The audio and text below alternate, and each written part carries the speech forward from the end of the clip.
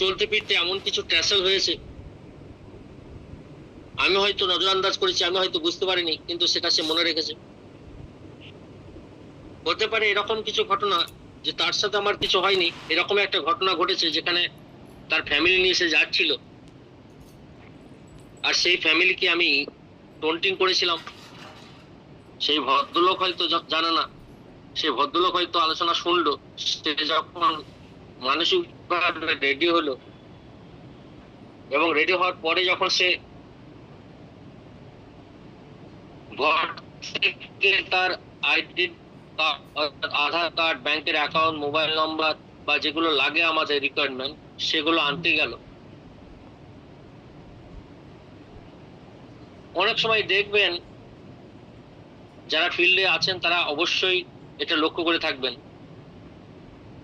যে সবকিছু ঠিক ছিল, আলোচনা সব ঠিক হলো, যখন ভদ্রলোক ঘরে গেল, ঘরে থেকে ফিরে আসার পর মত চেঞ্জ হয়ে গেল, না গো একটা করবো না।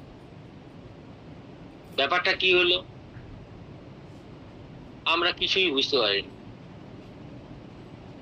তো ব্যাপারটা অন্য কিছু নয়, দেখা যাচ্ছে ওই যে ভদ্র মহিলা, সে কিন্তু চা জল দিতে এসে দেখে গেছে কি আলোচনা হচ্ছে, পাশ থেকে শুনেওছে আলোচনাটা, আলোচনা শুনে তার ভালো লেগেছে, কিন্তু যখনই চা জল দিতে এসেছিল তখনই কিন্তু দেখে নিয়েছে যে আমরা কোথা থেকে এসেছি, আর মনে মনে মিলাচ্ছে যে এই ভদ্রলোকগুলোকে তো আমি কোথায় না কোথাও দেখেছি।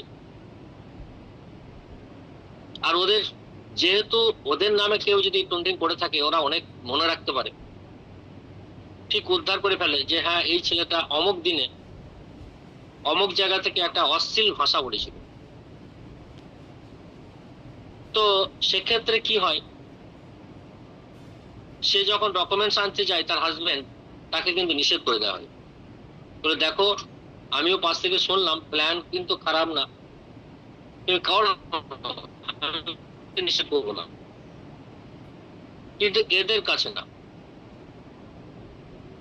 শুধু তাই নয়, তোমার যে আত্মীয়, তোমার যে ভাগ্নে, তোমার ভাগ্নে যে এখানে এসেছে, আর ওর যে সিনিয়র, আর ওই সিনিয়রই কিন্তু ওই দিন ওই ওই যেখানে ছিল, ও কিন্তু এই আচরণ করেছে। সুতরাং ও তোমার ভাগ্নেকে পরবর্তী টাইমে ওদের কাছ থেকে ডিটাচ করার চেষ্টা করো, কারণ ওই ছেলেগুলো ভালো না। তো তখন জানতে চাই যে কি ব্যাপার, তখন হয়তো নিজেদের মধ্যে ইন্টারনাল কথা হয় যে এই ঘটনা হয়েছিল।